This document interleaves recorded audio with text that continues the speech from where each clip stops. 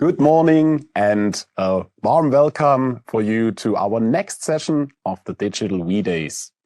I'm very happy to welcome all of you and that you took the time to participate in our webinar today. So my name is Markus Eberle and I will moderate this webinar. And my colleague Alexandre Chaillet, he will hold today's webinar, present his presentation, and also will do the Q&As after the presentation. Today's topic is PCB heat management, and the presentation will be about 30 minutes long, and after that we have scheduled 10 to 15 minutes for your questions. So you will be muted during this whole session. This means that you cannot ask us questions with your microphone, but you have the opportunity to ask us all your questions with the Q&A function. You will find that on the right-hand side on the lower part of the WebEx panel. And if we can't answer all your questions within this live webinar now, we will answer them later on via email. And if you have any other questions left after the webinar, just email us at digital-v-days@we-online.com. In the next days, you will also get a link from us to the recording as well as to the presentation, so you can download this as well. Yeah, that's everything from my side for the start. Then I'm happy to give it over to Alexandre and I wish you an exciting webinar. Thank you for this introduction. So I will just present myself a little bit. So I am Alexandre Chaillet. I'm working in the company since now 5 years, and I'm responsible of the technical knowledge of the application engineer in the world for the connection part of the Würth Elektronik company. I'm based in France, in Lyon. That is here, as you can see on the map, special map. I am in the salle Bocuse. This is the name of a big cooking chief from Lyon. So that's why I'm happy to present you this seminar that will not be talk about cooking, but about electronics. So now let's start the presentation. I was saying that also I was working for more than 15 years in a connector R&D company as a project manager. So I did a lot of development of connectors, so I know some precise details about connectors. The agenda for today will talk about temperature, which is always a big topic for PCBs and for, in general, electricity. So we'll see consequence of temperature. I will just change my, this is better. The consequence of temperature on the PCB. We'll talk a little bit about standards and how to design your trace. Don't worry, that will last a couple of minutes only. Standards are not always so funny to talk about. And after that, we will be able to see some example on how to improve and cool down your PCB quite easily, to see some tips that maybe you don't know. And we'll see if it's possible also to cool down the LEDs on the PCB. So now, consequence of high temperature. First, a little bit of vocabulary. Connector for power is, let's say, could be just considered as a resistor, such as a trace. That's, of course, different for data traces, but we are talking about power. So this is a resistor with an ambient temperature T. This is usually given in degrees Celsius. And if you put current in a resistor, all of you knows that because of the Joule's effect, then it will release heat in the air, well, generally in the environment. And so the temperature will increase. That's called temperature rise, and we call that usually delta T, and that's mainly given in Kelvin instead of degrees Celsius, just to make a difference between delta T, temperature rise, and ambient temperature. Okay, now what is the consequence of high temperature? This is a curve that is given by the Swedish scientist Arrhenius. This is the Arrhenius equation. You've got the temperature in the x-axis, and in the y-axis, this is the degradation multiplication factor. So take an example. We go from a temperature of 50 to 60 degrees Celsius. We see that the degradation multiplication factor will be doubled. So what does it mean for a component? Simply that you will divide by 2 the lifespan of your component. This is a lot. Each 10 degree, you will divide by 2 the lifespan of your component. And this is even more true for LEDs, sensitive component like LEDs, or ICs, especially ICs that eat a lot. This would be really a problem for high frequency traces, because we will not go into detail, but this must be precise dimensions. And if you change a little bit the dimension, then you will have an impedance mismatch that will create trouble in your signal integrity. Another concrete example is the thermal expansion.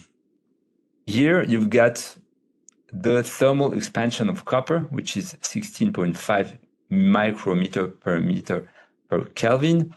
This is more or less the same than FR4 in that direction, but that's not the case at all in that direction. So if you eat too much your PCB, you will have different way to expand your material. And so at the end, if it's too much calories, temperature, then you could have a delamination of your traces, your copper traces. And of course, that's an issue for your everything, signal integrity, power, and everything.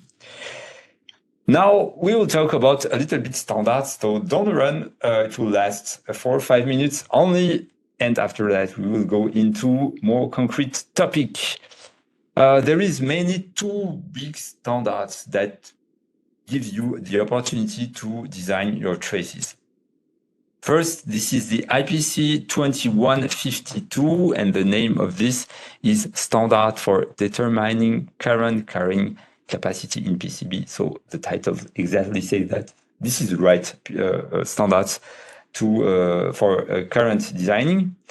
So here you can see that the abacus are floated. This is for copyright reason. We have to buy it. Well, of course, we bought it. Würth Elektronik company bought the standards, but I'm not able to show it clearly because you have to pay for that. That's not really expensive, and that's really easy to use. So you will find this standard a lot of abacus, for example, and the current limit is roughly 20 amps. So most of the application. We'll take the example of 10 amps. We want to design a trace 10 amp 40 at a temperature rise around 45 Kelvin, so 45 Kelvin above the ambient temperature.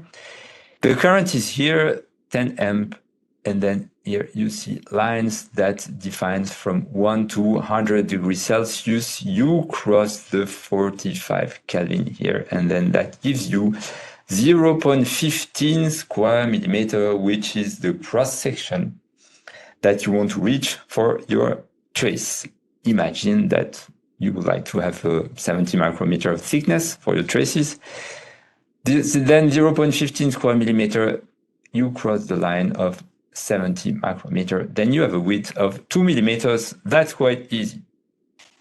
But there is another way, another standard that is called, probably most of you know that standard IPC 2221, because there is a lot of design details for the PCB that's called generic standard on PCB. You can find current, material, pre-patch clearance, a lot of different things.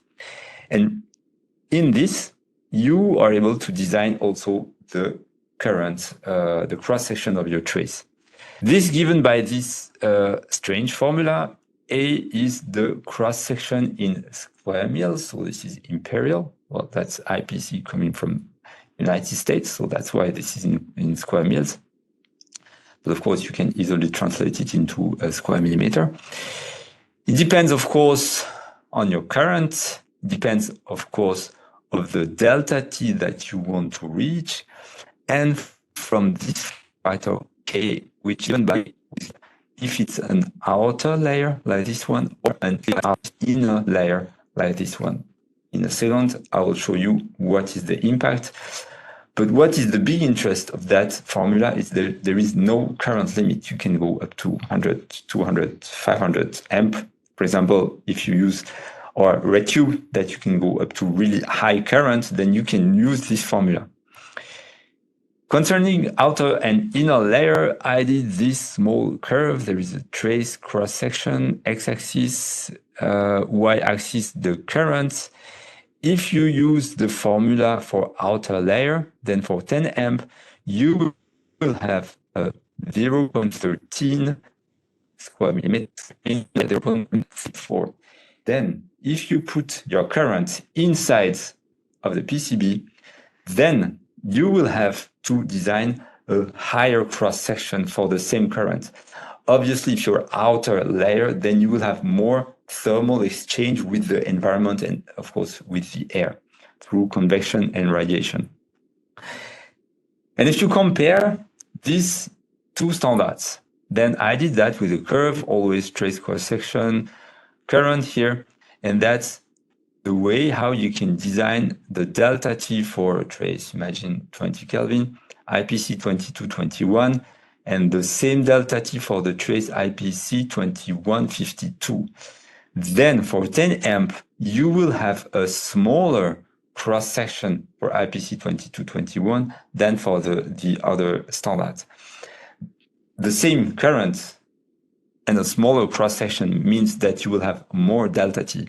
So very probably we can feel that one of these will be better, or at least IPC 2152 should eat less than IPC 2221. So how can we know?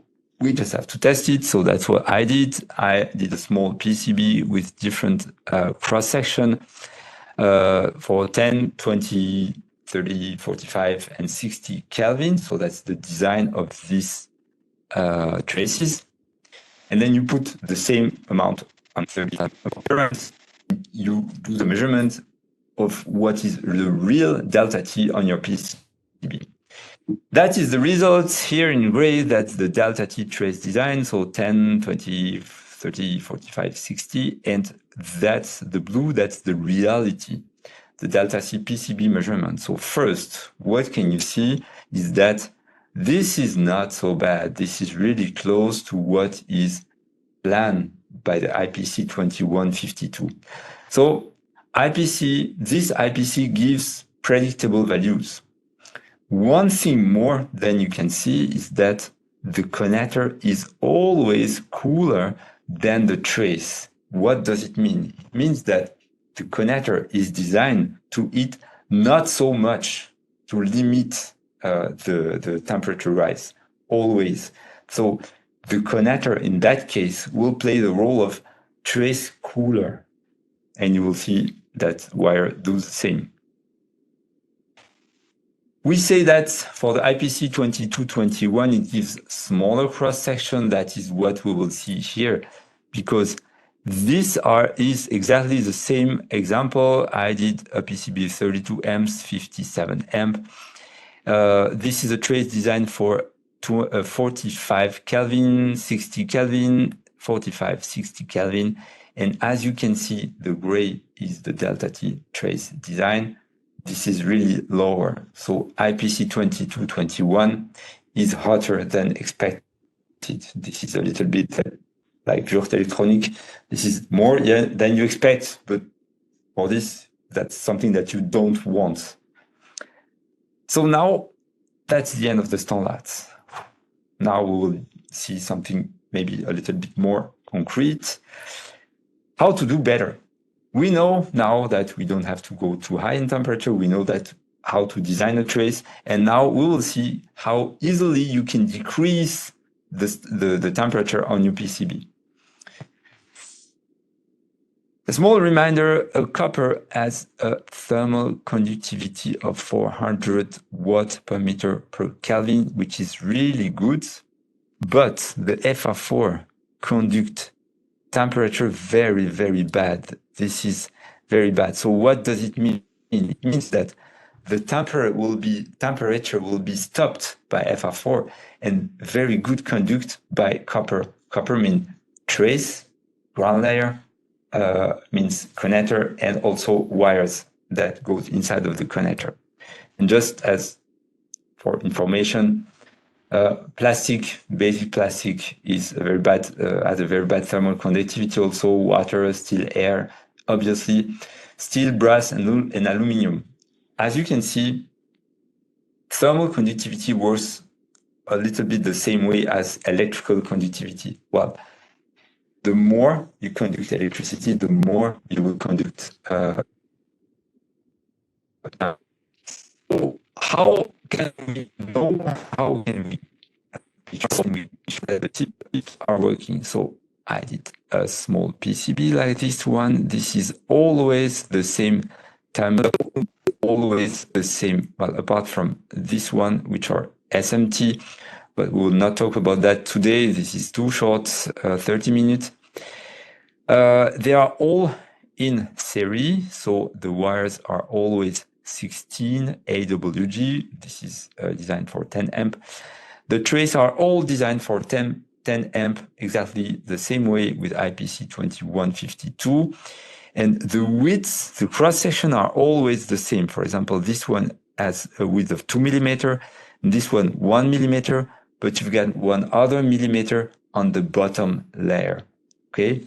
And the length of the wire is around 15 centimeter. Now I have a small video. Have to go back to. No, that's not working. How can I launch my video? I'm not able to launch the video. Unfortunately, that's the shame, because I'm quite proud of my video because of the option. Sorry, I insist a little bit. So that's a video that you let 11 minutes, because of course the temperature is long to increase. And this is something that you can see. This is always the same current, always the same traces, always the same wire, the same connectors. And you can obviously see that the temperature is definitely not the same. This is what we will study right now. So I will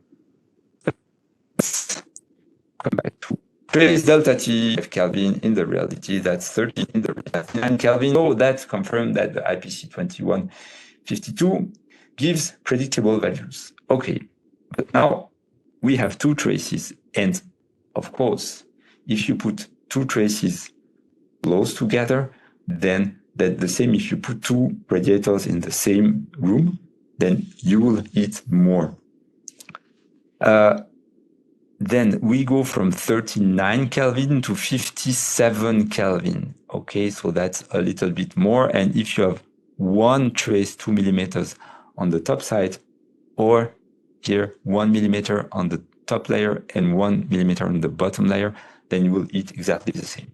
See, 30 Kelvin connectors is always less. That's too much. Now we want to do one additional thing, which is a thing that is quite interesting. This is a picture of the cable. You see that the connector and also the cable, because the cable are done in copper, then will pull out the calories out of the connector and out of the PCB. That's really important to know. And as you can see, after a while, the wire is cold. Then no need to have a very long cable to pull out the calories outside of the PCB. Above 10, 15 centimeters, this is useless. But if you cut your wires at 5 centimeters, then it will not be long enough to cool down your PCB. So be careful. Normally, the minimum is 10, 15 centimeters. How to cool down your PCB? Then we said that the copper is a very good thermal dissipator. Then we will heat a top and bottom ground layer. So we'll see what is the impact. The impact is very big. The ground layer cool down your PCB of minus 20 Kelvin in that case, of course. And you will see this interesting picture is that this is the limit of the ground layer. And what you see here is that this dissipates a lot the temperature, but when you reach the FR4, then the FR4 is cold. And what does it mean? It means that you have no temperature dissipation anymore.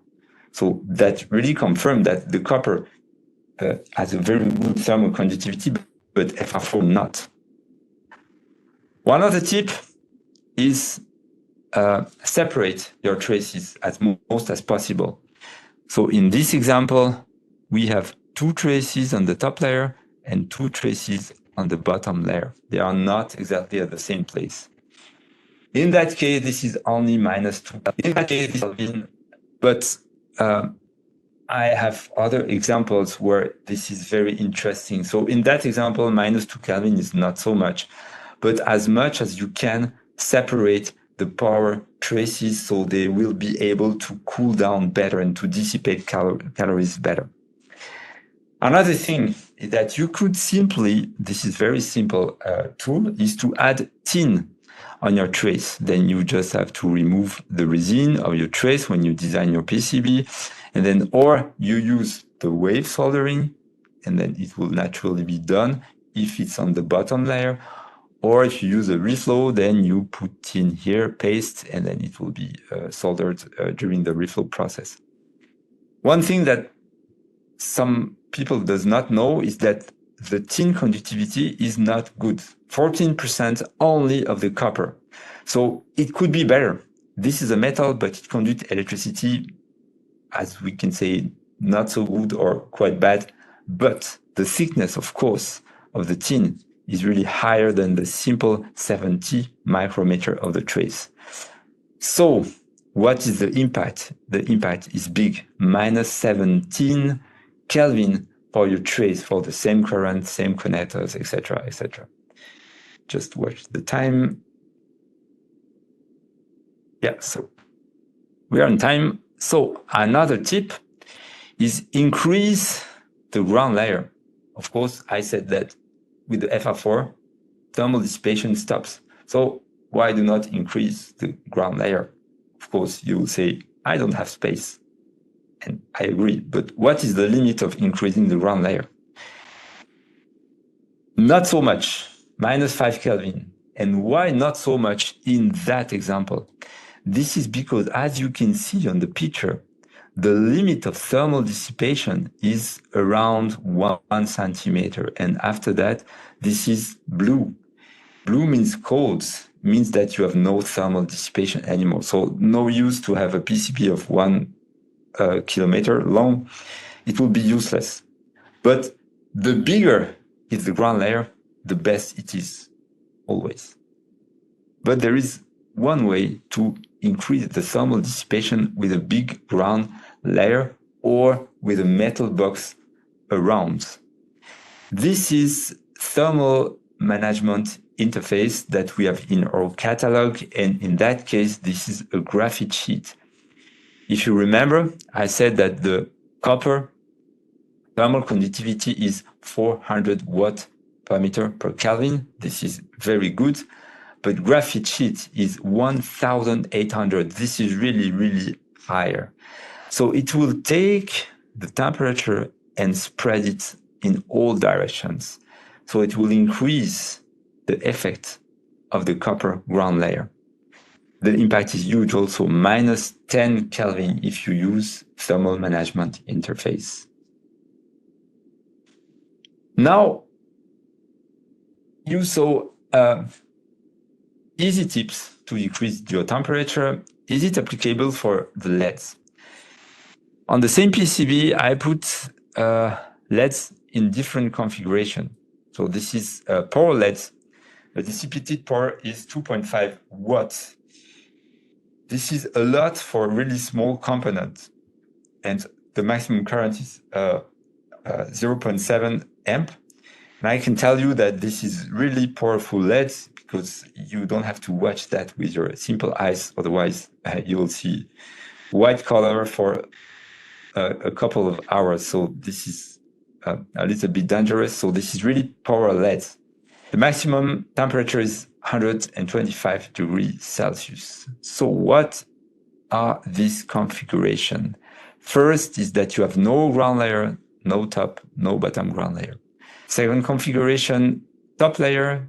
Third configuration, top and ground layer. And you can bet the best configuration is ground, top layer, top, ground layer, and thermal via in between. I told you that the thermal conductivity between that face and that face, even if the PCB is really small, like for example 1.6 millimeter, is really bad. So the thermal expansion will be stopped here. And if you use copper vias between the two layers, then that will take the calories and bring them in the bottom, and the bottom will spread the calories everywhere. So this is how I did, and mainly you have to do that on the bottom of the LEDs. Now, the test. So here is a picture of the test. You see the lights of the 4 LEDs are exactly the same. This is a thermal camera, and this is what sees the camera, the thermal camera.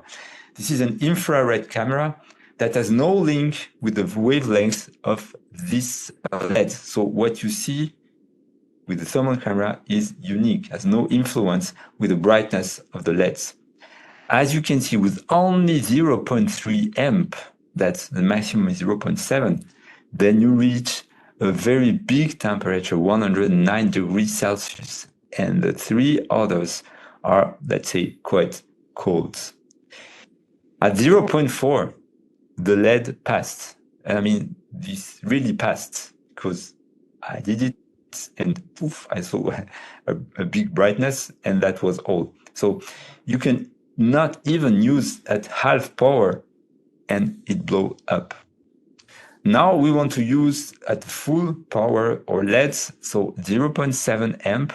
This one with the top copper layer, ground layer, went up to 95 degrees, 2 ground layers, 85, and of course the best one is 33 degrees Celsius only. So we are going from something that we are not able to see because this is too high and it destroyed completely the LED, to something that is acceptable, 73 amp. And remember that each time that you decrease the temperature of 10 degrees Celsius, then you double the lifespan of your component, especially that's true for a LED. Now you understood what happens on this video, and you know what means this picture also. So, conclusion. Here we learned that 10 degrees Celsius lower, double the lifespan. Of course, if possible, oversize your traces, that's always the best, but sometimes you don't have space enough to do it. IPC 2152 design fits better to the reality than IPC 2221. I don't know how you're doing your traces usually, but IPC 2221 is usable for high current. Easy tips to decrease temperature that we saw today: add maximum ground layer, use thermal vias if possible, misalign power traces or separate them, use trace tint if it's possible for you. We didn't saw a test on that, but vertical, if you are able to put PCB on vertical position, that's always better because of the air movement. It will create a natural air movement that will cool down also your PCB on a horizontal way. Well, you don't have a 50 degree of difference, but that's always better in a vertical way. And of course, if you have a problem, that's really easy to use thermal management. Well, we have a lot of products in the catalog, but well, that's not really the topic to explain all of our products. on thermal management today, but that will be another topic in another time. Last slide. Temperature is really easy to understand. Okay, we know if we touch something that is hot, then we remove the end. Everybody knows that. If you see a temperature picture with a thermal camera, red is hot, gray is not hot, or blue is not hot. Okay, this is really easy to understand. But this is very complicated in the reality and very hard to guess before what will be your temperature in the real life. So, or you simulate it with ANSYS, with something like that, or you should do a prototype. If you have a doubt, you should do a prototype to check if the temperature is really what you think. And I can tell you, because I worked for a long time in the R&D team for connectors, that you're always surprised of what happened at the end. You think you know, but at the end, most of the time, you don't know. Okay, so do prototypes. And I think I'm on time. This is 30 minutes, so I will give the end to my colleague Marcus for the question if we have.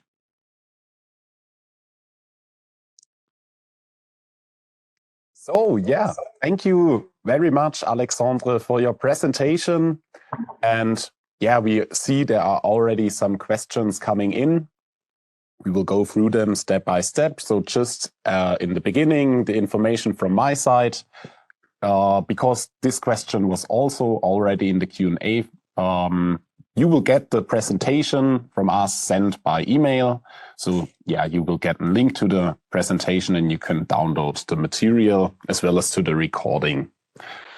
So now we are starting into the Q&As. Yeah, you can send us your questions with the Q&A function. You will find that on the lower right-hand side of WebEx. So first question, Alexandre. If wires are smaller than 15 centimeters, what will be the consequence on temperature? Yes, that's what I explained. Normally, if you have 10, 15 centimeters, then you will have the possibility to cool down your connector and also your PCB. But if you have smaller wires, and that's true for more or less all size of wires, then you will eat more.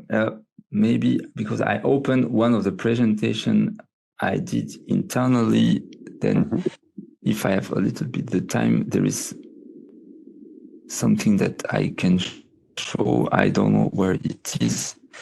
This is somewhere. Excuse me. This will talk better. I'm sure I have it somewhere. Okay, that's here. Yeah, I did a curve. That's a connector delta T versus cable length. And you see that no need to have, this is the cable length in centimeter, no need to have very big, well, it depends if you want to transport the power far away, then you have to have a long length. But below 10 centimeters, the connector delta T temperature rise will increase. And as you can see, for example, in this one, this is maybe 25, 26, I don't know. If you have 2.5 millimeter length, then you will reach 41, 42 degree for Kelvin in addition of the ambient temperature. So if you can avoid to have small lengths, then that would be better. That's my answer. Okay, thank you very much, Alexandre. So then, yeah, let's go on with the next question. Is there a rule to define distances between two traces for IPC 2152 to respect temperature rise? Yes, exactly. So the standards say that you should have a distance of minimum 25 millimeters. So remember, IPC 2152 gives predictable value, but for one line. And of course, on PCB, you have most of the time several lines, ground and power. So if you have to have lower than 25 millimeters, so there is a special rule inside of the IPC 2152, you have to design your trace on your two traces as if it was one single trace, and you double the current, and then after that you have to split your traces, so that will give you a higher cross section. I'm not able to show you the IPC, so unfortunately I'm not able to use it, but to do it, to show you in details. But if you have this, then that's written black and white on this standard, and that's quite easy to do also. Okay, thank you very much. Then next question, so we still have some time left for our questions. You have presented that the IC lifetime is reduced by half for each 10 C increases of TJ. From where do you get the initial data point for the calculation of IC's lifetime? Yeah, well, that's a really general question that I cannot tell you how many times I've got this question during my job. This is a topic. The lifetime is always the same topic. This is always at, for example, I've got this question for our product. IC is not my big specialty, honestly, but connectors, I know. For example, I'm sorry, I will not be able to answer precisely on ICs, but this is an information hard to find. The product, electrical product in general, are tested to resist for a long time. Okay, but we are not able to say it, because if the company says, okay, our connectors will last for 20 years, then after 20 years, 19 years, if it's not working anymore, then you will call the company and say, give my money back. And we will not be able to say that because the temperature was too high, there was too acid or pollution, I don't know. So on the standards, all the products are tested to simulate the aging. Okay, so we know, because of the certification, UL and IEC and DIN, that our product will last for a very long time. But we are not able to say it will last for 20, 40 years. So that's a good question. That's a really good question. Unfortunately, that's the only answer that I can give to you. We are not able to say that. But I can tell you that for the connector, I never saw in my career a connector that didn't work because of the lifetime. Never once. And I can tell you that I saw a lot of connectors used. And for the IC, that's the same. So intellectually, that's better to cool down the PCB. Okay, perfect, Alexandre. Thank you very much. Then next question, also from the same attendee. How do you take into consideration the emissivity of material when you measure the illuminated LED with thermal imaging camera? Yeah, well, that's also a good question. You probably saw on the picture, if you took care, that normally you have to paint everything in black. Yeah, but that's useless if you just see only plastic part. They don't need any correction of emissivity. But of course, well, that's a good question. That's the case. You cannot see the temperature of metal parts because of this emissivity factor. So if you look to the picture I took, the screws are in gray, the copper wires are in gray, the tin is in gray, so you cannot see it. So I just put thermocouple on the tin to know exactly the temperature, or you paint everything in black, and so you know it. But that's true that for metal parts, you cannot see anything with a thermal camera. Use thermocouple. That's quite cheap. The material to use it is really cheap. 100, 150 euros, something like that, not more. Okay, thank you very much. Alexandre, then let's go on with the next question. We still have some time left. Then how does thermal mitigation, for example, thermal paste, will affect the reliability of solder balls under BGA?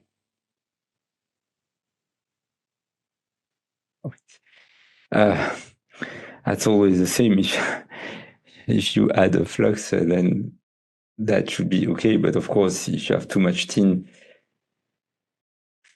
then, well, always the small limitation of that is that I'm always doing prototypes, and we have professional material here. So I'm using professional material. But that's only prototype. So I did 1, 2, 3. Well, actually, I did 10 prototypes of that, and I've got no tin balls. So it depends on your supplier. But it's I can tell you this is used a lot by some customers. So it should be possible to do it without any tin balls. Yeah, it is possible actually. Use enough flux. Okay, Alexandre, thank you very much. Also the hint, I see there are a lot of other questions open. We will go through some, but if we can't answer your questions now, we will later answer them via email. And also, if you have any questions open after the webinar, just email us at digital-v-days@we-online.com. So yeah, Alexandre, next question. What type of LED did you use for your test? There was a thermal pad or only the 2 connectors for anode and cathode? That was LEDs from our catalog. So I don't know if you have time. That's not really interesting. But this is power LEDs from our catalogs. And there was, of course, anode and cathode, and also a ground. I will just share my screen a little. Yeah, we see it. Time, yeah. So that was LED. You can see here anode and cathode, and there is ground part here. So that was easier, honestly, to spread the temperature with this via. The most interesting vias, I put vias everywhere all around, but the most interesting vias are here on the ground layer. So that's a good question.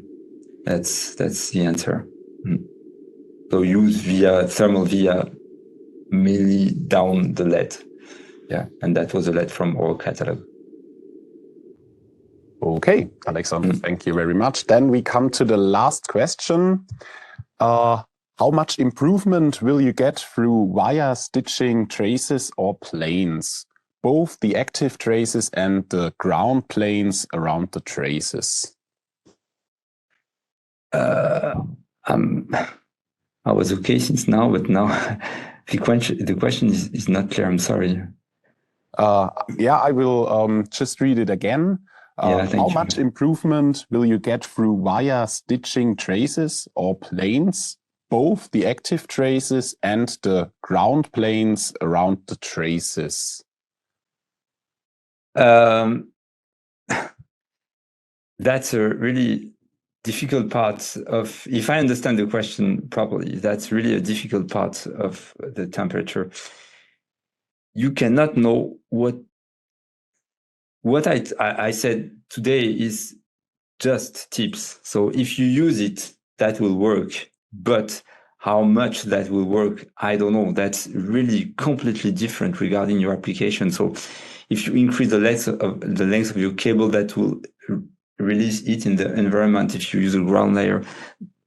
But how much, I don't know. It depends on your application, depends on the case, depends if you are in a still air, if you are outside, if you have a fan. It depends on so many cases. So just take it as hints that you apply as most as possible. But that's why I said you have to do prototypes. Otherwise, that's not so easy to get. Well, that's almost impossible to guess or to bet before you do a prototype temperature. Okay. Yeah. Alexandre, thank you very much for your questions and also for the presentation today. Yeah, that's it already from our side. I hope you enjoyed our webinar. And also, if you have any questions left, just as said, or if there are more specific questions with your applications, just email us or go into the contact with our support online. Yeah, so thank you very much. Stay tuned with our Digital We Days. There are some sessions coming up, and I wish you a good day. Thank you for all. Bye-bye. Goodbye.